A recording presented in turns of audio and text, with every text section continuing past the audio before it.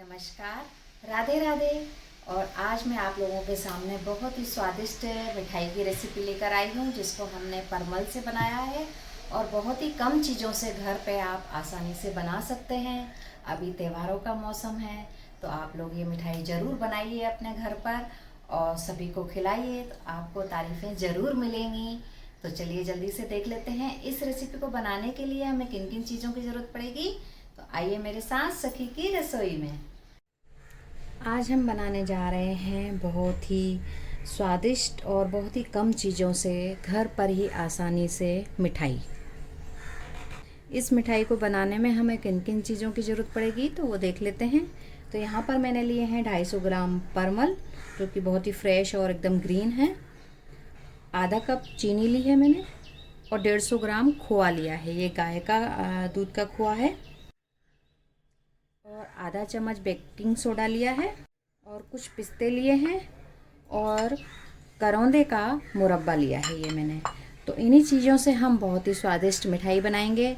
और अभी त्योहारों का सीज़न चालू हो गया है, तो किसी भी खुशी के मौके पर, त्यौहार पर या मेहमानों के आने पर हम इस मिठाई को बनाकर और उनको सर्व कर सकते हैं। तो मेहमानों को बहुत ही पसंद आएगी और आपकी तारीफ़ ज़रूर करेंगे वो। तो आइए देख लेते हैं कि इसको बनाने के लिए हमें आगे क्या करना है। और यहाँ पर मैंने कुछ काजू के टुकड़ों को बारीक काट लिया है और बादाम के टुकड़ों को भी बारीक काट लिया है। और 4 चम्मच मैंने यहाँ पर शुगर पाउडर लिया है। सबसे पहले हम वेजिटेबल पिलर से परवल को छील लेंगे। बहुत ही आसानी से छिल जाते हैं। इस तरीके से हमें सारे परवल को छीलकर रेडी करना है। सारे परवल को मैंने छील लिया है। अब इनके आगे और पीछे के डंठल को हम निकाल कर अलग कर देंगे और बीच में से एक कट लगाएंगे। हमें हाफ कट ही लगाना है इस तरीके से। और इसमें जो बीज है अंदर, उनको भी हमें निकाल कर अलग कर देना है और बहुत ही आसानी से निकल जाते हैं।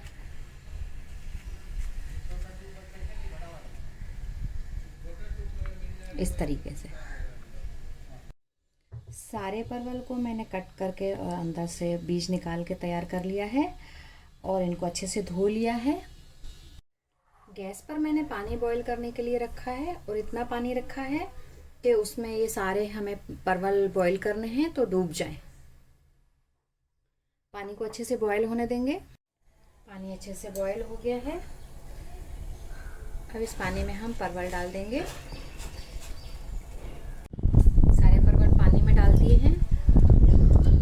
और इनको पलटे की सहायता से दबा देंगे ताकि ये अच्छे से पानी में डूब जाएं और बॉयल हो जाएं। परवल अच्छे से उबल रहे हैं।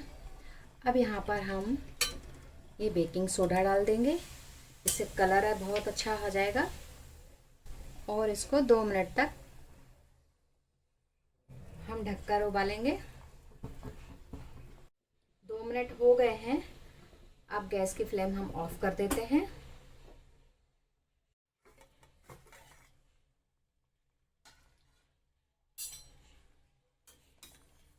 और परवल को एक बाउल में निकाल लेते हैं।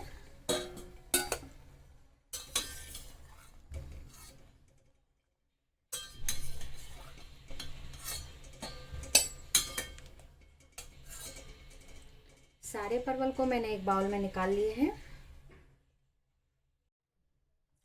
अब इन परवल में हम ठंडा पानी डाल देते हैं और कुछ देर इसी ठंडे पानी में हम इनको छोड़ देंगे। अब गैस पर हमने एक बर्तन रखा है और उसमें हमने 1 कप पानी डाला है और गैस ऑन कर दी है। अब इसमें हम शक्कर डाल देंगे और इसको चलाते हुए हमें चाशनी बनाना है। हमें इसमें एक तार की चाशनी बनाना है, तो घुमाते हुए और हम चेक करते हुए एक तार की चाशनी बनाकर तैयार कर लेंगे।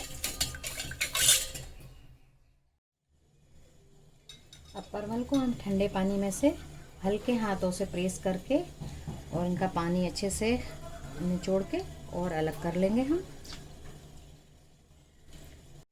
सारे परवल को हमने इस तरीके से पानी में से निकाल के निचोड़ कर रेडी कर लिया है। एक तार की चाशनी बनती है, उसको हमें इस तरीके से चेक करना होता है। ये देखिए, एक इस तरीके से हम चेक कर सकते हैं कि एक तार की चाशनी बनकर रेडी है। ये चिपकता है, इसमें ऐसे तार निकलता है। अब गैस की फ्लेम को हम बंद कर देते हैं और इसमें परवल डाल देते हैं और अच्छे से इनको डिप कर देंगे सिरप में हम।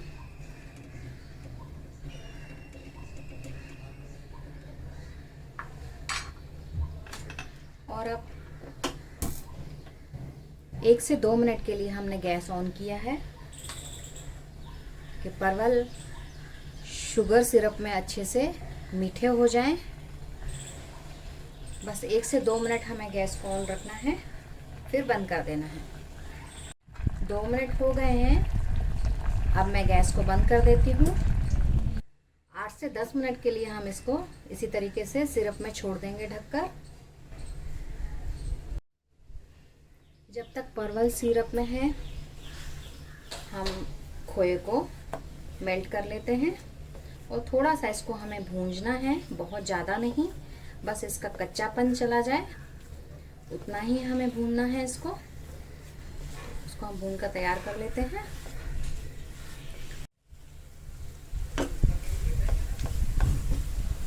थोड़ा सा हमें इसको भून के इसका कच्चापन दूर हो जाए उतनी देर तक ही भूनना है।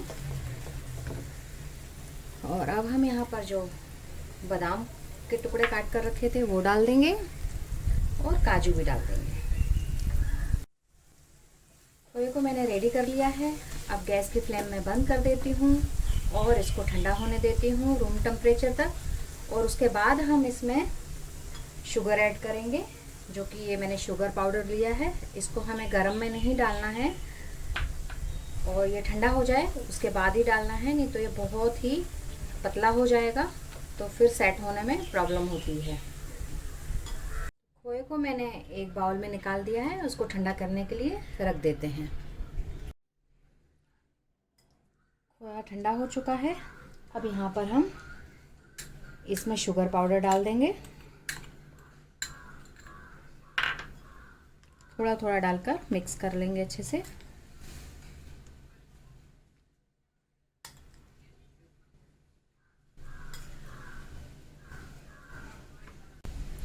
तो ये हमारी स्टफिंग तैयार हो गई है। अब परवल को भी हम शुगर सिरप में से निकाल लेंगे। तो इसको हमें थोड़ा सा ऐसे प्रेस करते हुए, ताकि सारा शुगर सिरप निकल जाए जो एक्स्ट्रा है, और इस तरीके से हम निकाल लेंगे इनको। और आप देख सकते हैं ट्रांसपेरेंट हो गए हैं, तो इसका मतलब इनमें शुगर सिरप अच्छे से समा गया है और ये मीठे हो गए हैं। तो सारे परमल को हम ऐसे अच्छे से दबाकर और अलग कर लेंगे। सभी परवल को मैंने शुगर सिरप में से निकाल कर अलग कर लिया है। अब हम इनमें स्टफिंग भरते हैं।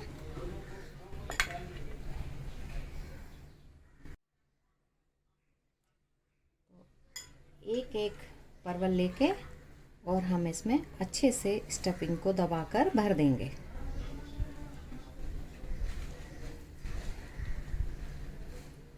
इस तरीके से मैं सारे परमल को भरकर रेडी कर लूँगी। सारी स्टफिंग को मैंने परमल में अच्छे से भर दिया है। 250 ग्राम परमल में 150 ग्राम खोआ आराम से लग गया है और अच्छे से स्टफिंग भरकर रेडी हो गए हैं। अब इनको हम थोड़ा सा गार्निश कर लेते हैं। आइए अब हम इस मिठाई को थोड़ा सा गार्निश कर लेते हैं। तो यहाँ पर मैंने करौंदे का एक मुरब्बे का पीस रखा है और पिस्ते को लगा दिया है।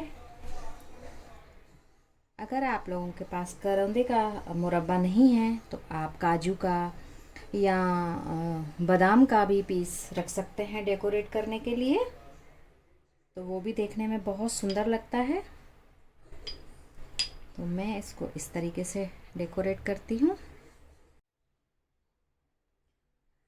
लोग देख सकते हैं कि कितनी स्वादिष्ट और देखने में इतनी सुंदर मिठाई लग रही है कि देखकर ही मन कर रहा है इसको खाने का। आपका भी मन कर रहा है ना? मुझे ज़रूर बताइए कमेंट में। परवल की स्वादिष्ट मिठाई बनकर तैयार है। अब आप लोग मुझे बताइए ये रेसिपी कैसी लगी आप लोगों को, और घर पर बनाइए, खाइए और खिलाइए। अपने अनुभव मेरे साथ ज़रूर शेयर करिए और मुझे कमेंट करके ज़रूर बताइए कि आप लोगों को ये रेसिपी कैसी लगी। और त्यौहार पर, मेहमानों के आने पर आप इसको बनाकर एंजॉय कर सकते हैं अपने परिवार के सदस्यों के साथ। तो फिर मिलते हैं बहुत जल्दी एक नई रेसिपी के साथ। Thank you so much.